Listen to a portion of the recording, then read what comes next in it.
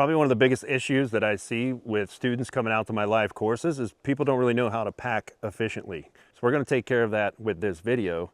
And you might find some tips in here that'll help you pack more efficiently when you go out into the wilderness. The recommended packing list for those courses is like a 30 to 40 liter. This one's 32 liters. But because they don't know how to pack, they show up with these monster expedition size, like 65 to 85 liter backpacks, and it makes it look like they're carrying more than they actually are. It's just a matter of learning to pack more efficiently. You're not going to need your shelter system until you set up camp for the night. So take your entire shelter system and make a bedroll out of it. Here's how to do it. So the first thing I'm going to do is lay out my tarp.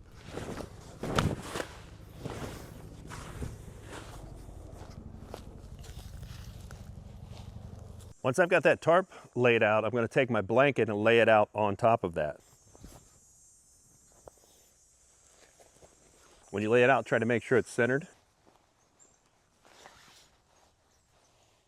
That looks good. That's pretty well centered. I've got the same distance from the edge of the tarp on both sides and on both ends, so I'm happy with that.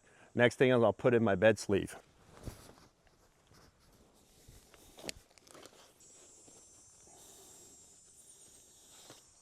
So I've got my tarp, my blanket, my bed sleeve.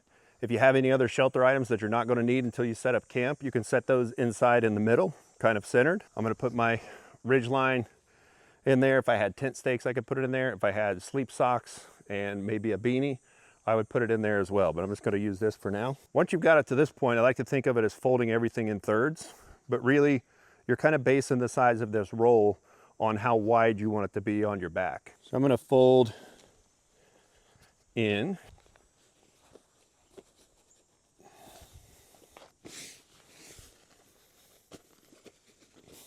So that's about the width I want it to end up being, keeping in mind that it's going to have a little more width by the time you fold the blanket and the tarp in.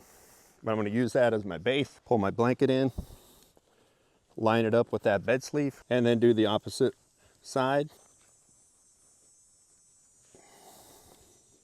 Now I want to kind of close the ends of this off. So before I start folding the tarp in, I'm actually going to fold the ends up and over, like so.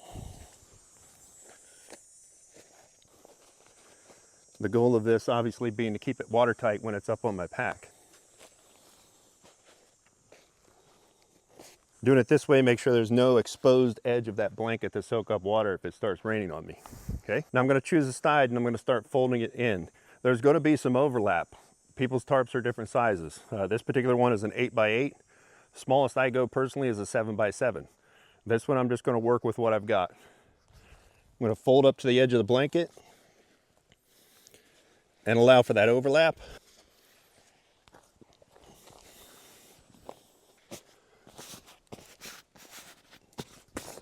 I'm going to fold the other side up and over. Kind of pinch my folds, fold it up and over.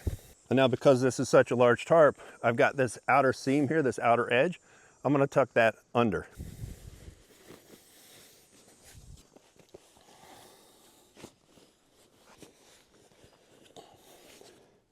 This one has that kind of off-centered seam that's now on the underside, and I don't want it on the underside because I'm going to roll this up.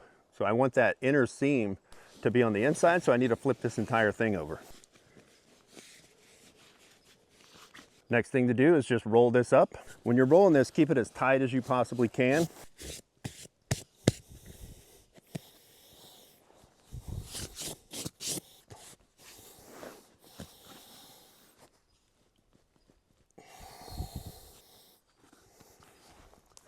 There we go. All right, I'm gonna give you a close-up of how I do this knot to tie it all together, right? This is my 6-foot utility cord. I just tied a end of the line bowline in one end. You can use whatever loop knot you choose. So I'm gonna go around one side, make sure to keep it all tight. Then I'm gonna go through that loop of the bowline, and then I can crank it down from there and transition over to tying down this other side here. But what I like to do, just like I teach for the ridge line, is do a round turn through by going through that loop one more time. That way, when I pull tension, that tension will actually lock in. So if I need to let go of it for some reason, it'll hold.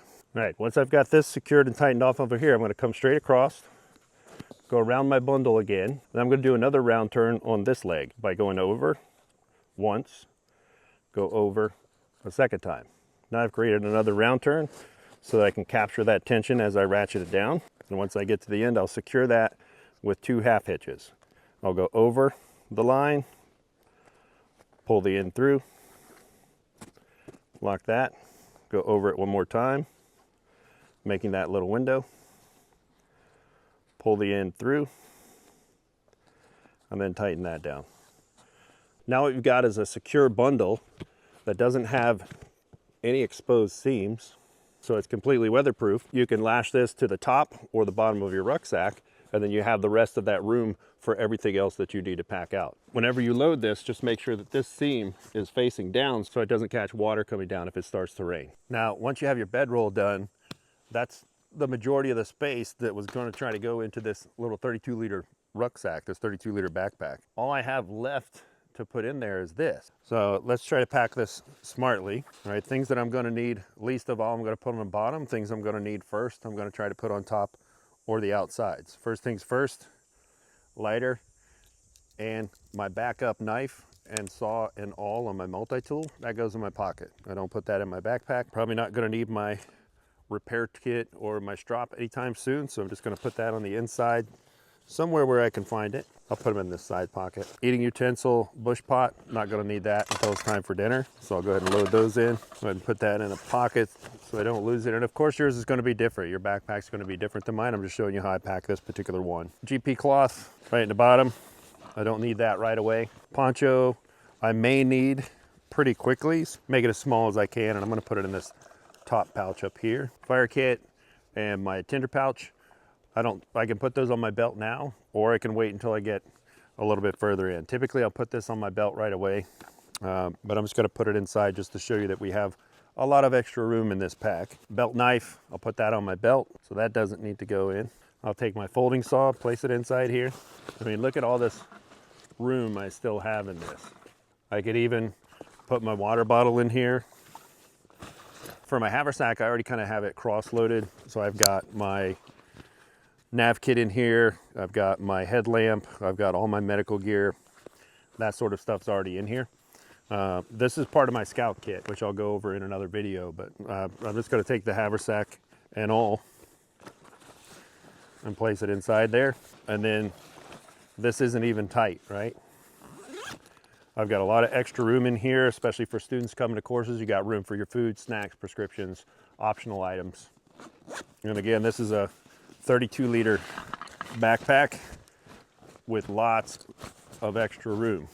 All right, then I just take my bedroll and either attach it to the top or to the bottom. That really depends on how your backpack is made. So I've got a backpack with lots of extra space in it. I've got my bedroll that I don't even need until it's time to set up camp. Attach this to the top or the bottom of your rucksack and save that room inside for other things that you need. Hope that helps you guys pack more efficiently. Hope to see you in the woods.